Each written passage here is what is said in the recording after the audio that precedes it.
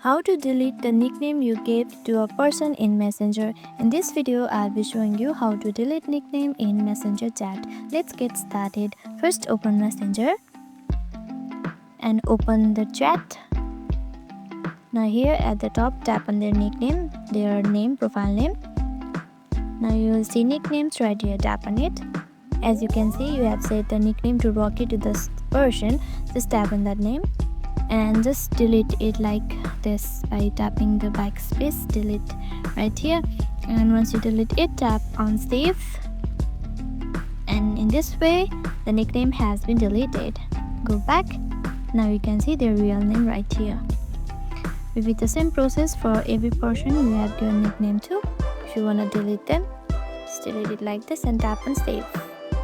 And that's it. This is how easy it is to delete nickname on Messenger. Hope this video helped you out. If it did, make sure to give this video a thumbs up and subscribe for more tips and tutorials. Thank you for watching.